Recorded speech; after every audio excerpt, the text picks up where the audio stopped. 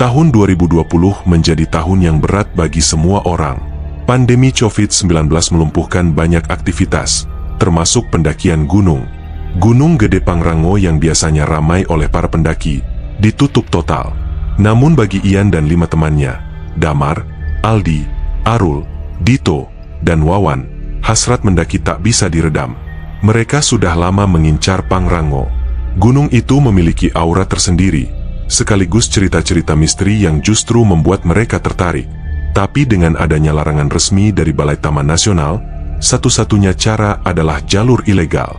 Dan itu bukan keputusan yang mereka buat dengan ringan. Apa kita beneran mau naik, Ian? Ini bukan cuma soal corona, tapi juga hal-hal lain, kata Damar saat mereka diskusi di teras rumahnya malam sebelum keberangkatan. Ian mengangguk pelan. Justru karena sepi kita bisa dapat pengalaman yang beda. Kalau naik rame-rame terus, mana kerasa magisnya gunung? Magis apa setan? Timpal Aldi sambil terkekeh, tapi raut mukanya tidak sepenuhnya bercanda. Setelah perdebatan singkat, akhirnya mereka sepakat. Mereka akan naik lewat jalur air terjun Curug Cibereum, lalu menyusuri jalur pendakian lama yang konon sudah jarang dipakai karena dianggap angker. Mereka menyiapkan logistik, mengenakan masker, dan menyusup saat malam hari untuk menghindari penjagaan. Langit malam itu pekat tanpa bintang. Hanya suara dedaunan dan langkah kaki mereka yang terdengar. Tak satu pun dari mereka bicara terlalu banyak. Mungkin karena gugup, mungkin juga karena takut. Baru 1 jam berjalan, Arul sudah mulai mengeluh. Napasku ngos-ngosan. Bro, apa kita balik aja? Kita baru juga mulai, sahut Dito. Tarik napas dari hidung, buang dari mulut. Fokus, jangan mikir aneh-aneh. Saat mereka berhenti untuk istirahat di batu besar dekat air terjun kecil, Damar mengeluarkan sesuatu dari dalam tasnya, daun-daunan hijau gelap yang dibungkus kain putih kecil. Gue bawa ini, daun bidara, katanya. Katanya bisa jadi pelindung dari gangguan jin. Ya buat jaga-jaga aja. Mereka sempat saling pandang, kemudian satu persatu meminta selembar untuk diselipkan di saku atau diikatkan di pergelangan tangan. Bahkan Aldi yang paling skeptis pun memakainya. Setelah istirahat, mereka melanjutkan perjalanan. Jalur makin menanjak, kabut mulai turun. Disinilah suasana mulai berubah. Lampu senter hanya mampu menembus beberapa meter ke depan. Pohon-pohon besar menjulang sunyi, dan udara terasa dingin menusuk. Saat melewati jalur sempit yang diapit oleh 2 tebing curam, tiba-tiba angin bertiup kencang dari arah atas. Ini aneh. Tadi anginnya dari belakang, sekarang dari depan, gumam Wawan. Ian menoleh ke belakang. Semua masih lengkap, tapi entah mengapa, ia merasa seperti ada langkah lain yang mengikuti di belakang Dito. Suara langkah itu tidak sinkron dengan langkah mereka. Lebih cepat, lalu pelan, lalu diam. Dia berhenti. Semua ikut berhenti. Kenapa, Ian? Tanya Aldi. Lo pada dengar langkah selain kita nggak barusan? Bisik Ian. Semua saling tatap. Damar mengangkat daun bidaranya tinggi-tinggi dan merapalkan doa. Tidak ada jawaban dari hutan. Hanya gemerisik daun dan bunyi air kecil yang mengalir entah dari mana. Akhirnya, setelah perjalanan sekitar 5 jam, mereka sampai di tempat yang dinamakan Telaga Biru. Airnya tenang seperti kaca, memantulkan cahaya senter yang goyah. Tapi yang membuat bulu kuduk mereka berdiri bukan keindahannya, melainkan keheningannya. Kenapa ini tempat hening banget? Bisik Aldi. Biasanya, di tempat seperti ini akan ada suara kodok, jangkrik, atau burung malam. Tapi tidak malam itu. Bahkan angin pun seakan enggan berhembus. Mereka berdiri di tepi danau, memandangi air yang begitu biru dan pekat meski dalam gelap. Ian melangkah lebih dekat dan membungkuk untuk menyentuh air. Tapi Damar menariknya. Jangan sembarangan, katanya pelan. Kalau ada yang jaga di sini, kita bisa celaka. Ian mengangguk. Ada rasa tidak nyaman yang tidak bisa dijelaskan. Seperti ada mata yang mengawasi mereka dari balik kabut. Mereka memutuskan beristirahat di sekitar danau, membangun bivak kecil dari fleecehead dan saling menghangatkan diri.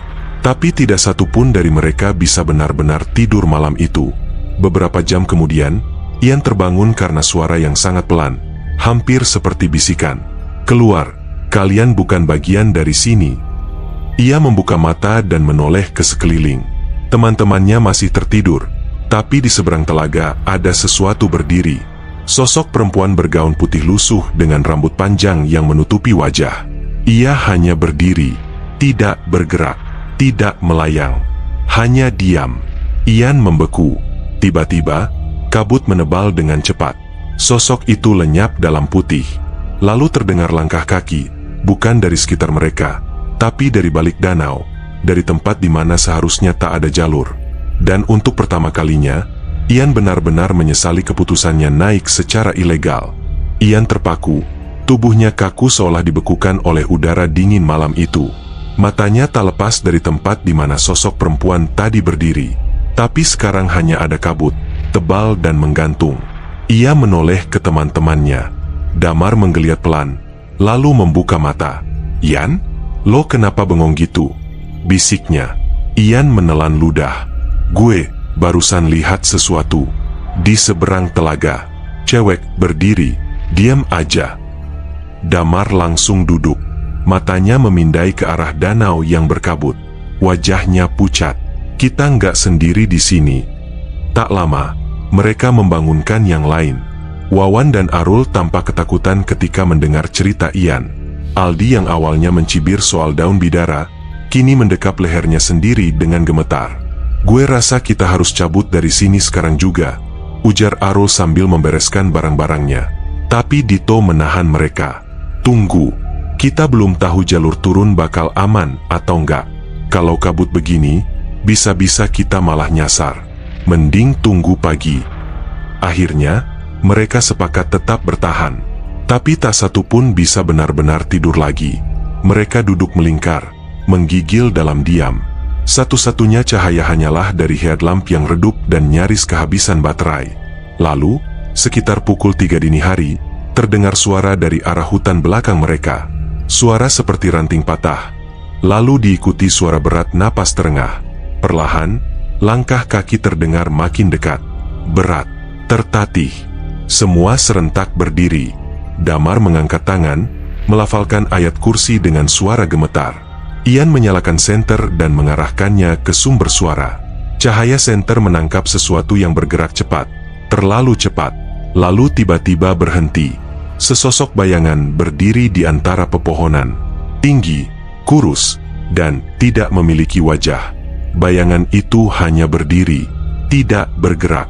Tapi auranya membuat dada mereka sesak, seolah udara di sekitar lenyap seketika. "Turun, kita harus turun sekarang," seru Ian. Tanpa menunggu lama, mereka meraih tas masing-masing dan berlari meninggalkan Telaga Biru. Namun yang aneh, seberapa jauh pun mereka berlari, suasananya tidak berubah. Seolah-olah mereka berputar-putar di tempat yang sama. Hingga akhirnya Wawan tersungkur. Ia menangis sambil memegangi kakinya yang terkilir. "Gue nggak kuat lagi, bro. Kita nyasar." Damar merogoh saku jaketnya dan mengeluarkan selembar lagi daun bidara. Kali ini, ia mengikatkannya di lengan Wawan dan membisikkan doa. Entah sugesti atau benar-benar bekerja. Tak lama kemudian, kabut mulai menipis. Jalan setapak perlahan muncul kembali, seolah-olah hutan mengizinkan mereka untuk keluar. Saat matahari mulai terbit, mereka akhirnya mencapai pos awal. Meski bukan lewat jalur yang mereka pakai untuk masuk. Nafas mereka tersengal, tubuh lunglai, dan pakaian basah oleh embun serta keringat dingin. Salah satu penjaga yang kebetulan sedang memeriksa lokasi melihat mereka dan kaget bukan main. "Kalian dari mana? Gunung ini ditutup. Kalian tahu nggak kalau daerah Telaga Biru itu keramat?" Mereka hanya terdiam. Sudah berapa kali pendaki nyasar atau kerasukan dari situ. Kalian beruntung masih bisa turun dengan kaki sendiri. Dan sejak saat itu, Ian dan teman-temannya bersumpah tidak akan pernah lagi menyepelekan larangan pendakian. Bukan hanya karena hukum, tapi karena ada hal lain yang jauh lebih menakutkan daripada aparat penunggu gunung. Setelah kejadian malam mencekam di Telaga Biru, pagi itu langit sedikit terbuka. Kabut yang sejak malam bergulung perlahan naik ke pucuk pepohonan. Tapi tak ada yang benar-benar lega. Meski mereka sudah menjauh dari tepian danau, ada semacam beban yang mereka bawa, rasa bahwa mereka telah melewati batas, dan ada sesuatu yang mengintai dari belakang. Wawan yang terkilir kakinya masih memaksakan jalan dengan dibantu Damar dan Dito. Mereka memutuskan mencari tempat yang lebih terbuka dan kering untuk istirahat, sebelum benar-benar turun ke bawah. "Gue mimpi aneh semalam," ujar Aldi pelan sambil duduk bersandar pada batang pohon. "Ada suara yang manggil nama kita satu-satu." "Bukan cuma lo," kata Arul. "Gue juga dengar, tapi bukan suara orang. Suaranya berat, kayak dari dalam tanah." Ian yang sejak pagi lebih banyak diam, akhirnya bersuara. "Gue rasa kita semua udah diikutin. Dan mungkin nggak semuanya dari sini." Ucapan itu membuat suasana hening seketika. Angin pagi berembus pelan, membawa aroma tanah basah dan dedaunan yang lapuk. Suasana hutan kembali sunyi seperti malam sebelumnya. Sunyi yang tidak wajar. Damar berdiri dan kembali mengeluarkan daun bidara dari tasnya. Tapi jumlahnya hanya tinggal 3 lembar. "Sisanya tinggal ini. Kita harus hemat." Belum sempat dibagikan, tiba-tiba Wawan mengeluh pusing. Ia terhuyung dan jatuh duduk sambil menahan kepala. "Kepala gue berat banget," katanya dengan suara yang terdengar lebih dalam dari biasanya. Ian langsung mendekat. Tapi sebelum bisa menyentuh Wawan, tubuh sahabatnya itu mulai bergetar. Matanya melotot, lidahnya bergetar seperti ingin berkata-kata, tapi tak bisa. "Wan, hei, sadar, lo kenapa?" Tiba-tiba Wawan menjerit, keras dan panjang. Tubuhnya mengejang, dan dari mulutnya keluar suara yang tak menyerupai manusia. Suara itu seperti desisan ular dicampur lenguhan sapi, kasar dan dingin. Semua terperanjat. Aldi jatuh terduduk dan Dito memeluk lututnya sambil merapal doa. Damar yang paling tenang, segera mengambil selembar daun bidara dan menekankannya ke dahi Wawan. "Tahanin dia. Baca apa aja yang lo bisa," teriaknya. Ian memeluk tubuh Wawan yang bergetar hebat. Tapi tak lama kemudian, Wawan membuka mata. Hitam matanya berubah. Pupilnya melebar, nyaris menutupi seluruh bola mata. Ia menatap Ian tajam. "Kenapa kalian datang ke tempat kami?" Suara itu keluar dari mulut Wawan, tapi bukan miliknya. Serak, parau, dan menggema seolah berasal dari rongga yang dalam. "Kami cuma numpang lewat," jawab Ian, terbata-bata. "Maaf kalau kami ganggu, kami akan segera turun." "Sudah ada yang kutandai," kata suara itu lagi. "Yang membawa daun akan jadi yang pertama." Damar terhentak. Ia menggenggam kain putih berisi sisa daun bidara dan menyelipkannya kembali ke dalam tas. Tapi terlambat. Wawan menjerit dan mendorong Ian hingga terguling. Lalu ia bangkit, dengan gerakan kaku dan kepala menengadah seperti mencium langit. Damar merapal doa lagi. Kali ini, lebih lantang. Ia mengucapkan ayat-ayat dengan suara bergetar tapi penuh tekad. Perlahan, tubuh Wawan mulai melemah. Ia jatuh berlutut dan mulai terisak seperti anak kecil.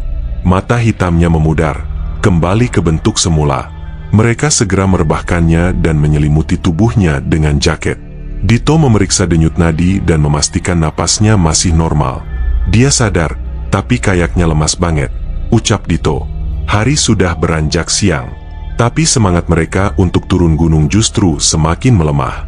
Rasa takut yang semula hanya bisikan kini menjadi nyata. Gangguan itu bukan hanya cerita tua para pendaki atau ilusi dalam kabut. Mereka telah diganggu dan mungkin dibuntuti. Arul menunjuk ke balik semak. "Gue rasa ada yang ngikutin kita dari tadi." Semua menoleh. Tak ada apa-apa. Tapi daun-daun bergetar padahal angin tak bertiup. Suasana menjadi sangat dingin. Terlalu dingin untuk siang hari. "Ayo jalan. Sekarang juga," desak Ian. "Nggak usah tunggu sore. Turun sekarang." Wawan digandeng oleh Dito dan Aldi. Mereka mulai berjalan lagi, tapi jalur yang mereka lewati terasa berbeda. Seolah-olah medan berubah tanpa mereka sadari. Batu-batu yang tadi tidak ada, kini muncul. Pohon-pohon terasa lebih rapat. Dan langit mendadak menggelap. Padahal belum jam 3. Tiba-tiba dari kejauhan, terdengar suara tertawa kecil. Bukan tawa bahagia, tapi tawa lirih yang menakutkan. Seperti milik seorang perempuan yang sudah kehilangan akal sehat. "Hai, hai, hi." Mereka berhenti. Aldi memutar tubuhnya ke arah suara. Di balik kabut, Samar terlihat bayangan perempuan berambut panjang berdiri di atas batu. Gaunnya putih, basah, dan lusuh. Tapi yang paling menyeramkan, tubuhnya membungkuk dan kepalanya menghadap ke belakang. Seketika, senter Ian mati. Semua berhamburan, berlari tanpa arah, panik dan terpecah. Hutan kembali hening. Dan dalam kekacauan itu, mereka tidak sadar satu dari mereka menghilang. Ian tidak tahu seberapa lama mereka telah berlari. Nafasnya tersengal, tubuhnya basah oleh peluh dan embun. Jantungnya berdentum tak beraturan, seolah bisa meledak kapan saja. Saat akhirnya ia berhenti dan menoleh ke belakang, hanya ada Damar dan Arul yang ikut bersamanya. Wawan, Aldi, dan Dito menghilang. Aldi mana? Dito? Teriak Ian panik. Arul menatap ke sekeliling dengan napas terengah. Gue bareng Dito tadi. Dia ada di belakang gue. Lo yakin? Bentak Ian. Yakin. Tapi terus lo semua lari. Gue ikut. Terus pas nengok, dia udah nggak ada. Damar merogoh saku jaketnya, mencari sisa daun bidara. Tangannya gemetar. Masih ada satu lembar terakhir. Ia menggenggamnya erat-erat. Mereka bertiga berdiri di tengah hutan yang entah bagaimana terasa asing. Jalur pendakian yang semula jelas sekarang dipenuhi akar-akar pohon sebesar paha orang dewasa. Kabut menyelimuti dari segala arah. Suara burung tak terdengar. Bahkan desir angin pun menghilang. Kita harus balik cari mereka, ucap Ian, mencoba menahan panik. Kalau mereka kena tarik ke dimensi lain gimana? Suara Damar pelan, nyaris seperti bisikan. Arul menatapnya tajam. Lo pikir ini film? Lo pikir ini cuma pendakian biasa? Damar balas menatap. Lo pikir suara ketawa tadi itu manusia? Kita udah masuk ke tempat yang gak seharusnya kita jamah. Ian mengangkat tangannya. Cukup. Kita cari dulu mereka. Sekarang. Mereka bergerak perlahan, menyusuri kembali jalur yang baru saja mereka lewati. Meski setiap langkah terasa semakin jauh dari dunia nyata. Arah kompas di jam Ian berputar tak karuan. Jarum magnetiknya seolah gila. Dan kemudian, di tengah kabut, mereka melihat sesuatu. Sosok tubuh. Duduk membungkuk di bawah pohon besar. Aldi. Ian berteriak dan berlari mendekat. Tapi begitu didekati, sosok itu mengangkat wajahnya. Itu bukan Aldi. Wajahnya mirip. Tapi matanya melotot dengan bola mata putih semua. Tak ada iris. Mulutnya robek hingga telinga. Sosok itu tertawa lirih, kemudian mendesis. Ian, kamu yang berikutnya. Seketika sosok itu lenyap, seperti kabut yang diterpa angin. Ian terduduk, tubuhnya gemetar hebat. Damar menariknya berdiri dan menyeretnya pergi. Mereka bertiga kembali menyatu, membentuk lingkaran kecil di tengah semak. Gue rasa satu dari kita udah diambil, ujar Damar pelan. Jangan ngomong gitu. Arul membantah, kita harus cari mereka. Ian mengangkat wajah. Dengar, yang lo lihat mungkin bukan nyata. Tapi ini udah bukan tentang nyali lagi. Ini tentang hidup atau mati. Mereka akhirnya sepakat berjalan mengikuti arah angin, berharap bisa menemukan jalur kembali. Tapi Gunung Pangrango malam itu seperti tidak ingin melepas mereka. Setiap langkah seperti kembali ke titik semula. Hingga akhirnya, dari balik pohon, mereka mendengar suara. Damar. Ian, tolong. Itu suara Aldi. Tapi nadanya seperti tak nyata. Seperti diputar dari rekaman rusak. Jangan dengerin, ucap Damar. Itu bukan dia. Tapi Arul sudah lebih dulu berlari ke arah suara. Mereka mengejar, namun terlambat. Arul berhenti mendadak dan menatap ke bawah. Sebuah lubang gelap menganga di bawah kakinya. Dalam, seperti jurang tak berdasar. Ada sesuatu di dalam sana, bisik Arul. Dari dalam lubang itu, muncul tangan. Tangan kotor, kurus, panjang dan bukan milik manusia. Mencoba meraih kaki Arul. Damar menarik Arul mundur, dan mereka bertiga berlari lagi, tak peduli arah. Hingga akhirnya mereka terjatuh di sebuah tanah lapang. Dan di sana, berdiri sebuah pondok tua dari kayu lapuk. Tak masuk akal. Tak pernah ada bangunan seperti itu di jalur Pangrango. Tapi mereka tak punya pilihan. Mereka masuk. Di dalam pondok itu, hawa dingin menggigit tulang. Lantai berderit setiap langkah. Bau anyir seperti darah lama menguar dari langit-langit. Dan di pojok ruangan tampak Aldi, terduduk membelakangi mereka. Ian mendekat pelan. Aldi menoleh. Matanya kosong, pucat, tapi masih mengenali wajah teman-temannya. "Kita harus pergi dari sini," bisiknya lemah. "Dito mana?" tanya Ian. Aldi hanya menggeleng, tapi tangannya menunjuk ke arah dinding. Terdapat coretan aneh dengan arang, tulisan-tulisan tak dikenal, seperti mantra dalam bahasa kuno. Mereka tahu, tempat itu bukan pondok biasa. Mungkin semacam portal, atau perangkap. Tapi saat Damar mengangkat daun bidara terakhir dan membacakan ayat dengan lantang, ruangan itu berguncang. Pondok tersebut mulai runtuh. Dinding-dindingnya seperti terbakar oleh api tak terlihat. Ian menggandeng Aldi. "Lari! Sekarang!" Mereka keluar, dan tiba-tiba, semuanya terang. Mereka kembali berada di jalur hutan Pangrango. Pagi menjelang. Langit merah muda di ufuk timur. Aldi menangis. Dito masih di sana. Dan kali ini mereka sadar, mereka tak bisa membawa semua orang pulang. Setelah mereka tiba di kaki gunung, rasa lega seakan menyelimuti Ian, Damar, Arul, dan Aldi. Namun, bayang-bayang gelap yang mereka bawa dari Telaga Biru ternyata tak mudah hilang. Kengerian itu bahkan semakin dalam ketika mereka mencoba melaporkan kejadian yang menimpa teman-teman mereka yang hilang kepada tim SAR dan aparat terkait. Pertama, mereka melapor ke posko pendakian ilegal, tapi disambut dengan tatapan meragukan. "Kalian pasti stres dan kelelahan," kata petugas. "Kejadian seperti itu belum pernah terdengar di sini." Namun Ian bersikeras, "Ini nyata. Teman-teman kami hilang dan ada yang aneh di Telaga Biru." Malam pertama di rumah, Ian bermimpi buruk. Sosok bergaun putih dengan kepala terbalik muncul di balik jendela kamar. Ia terbangun dengan napas tersengal dan sekujur tubuh basah oleh keringat dingin.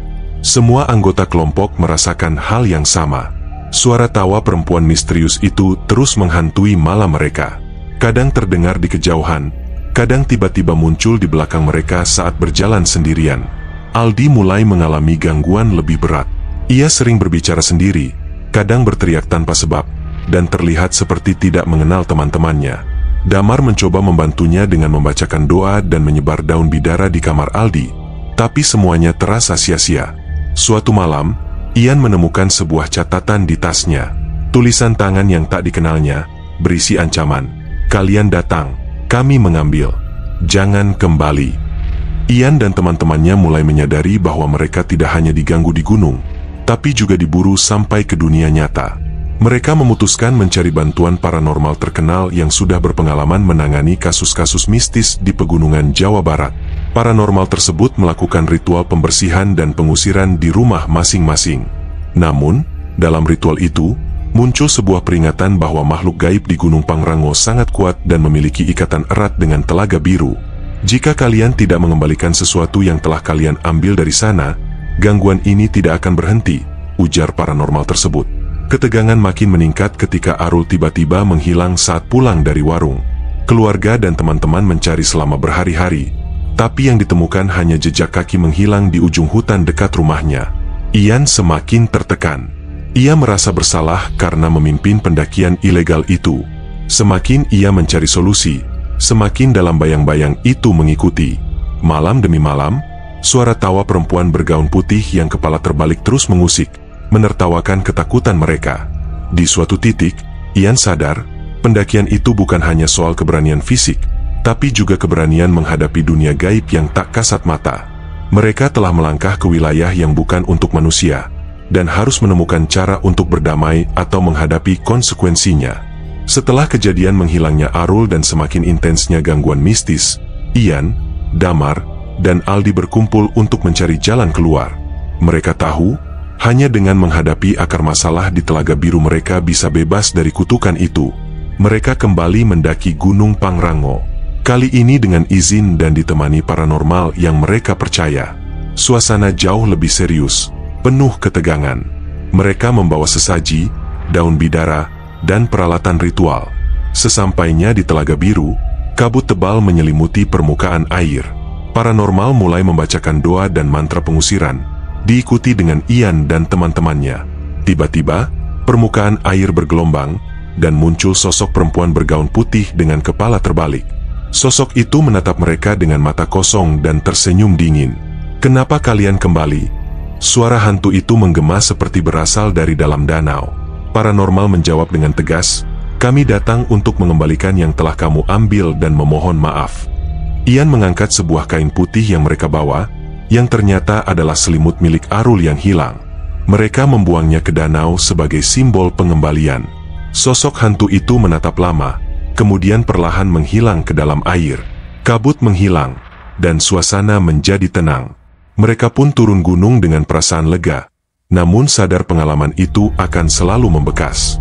Setelah pulang, gangguan perlahan hilang.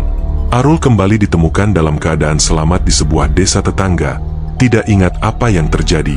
Ian dan teman-temannya belajar bahwa alam gaib tidak boleh dianggap remeh, dan pendakian harus dilakukan dengan aturan dan hormat.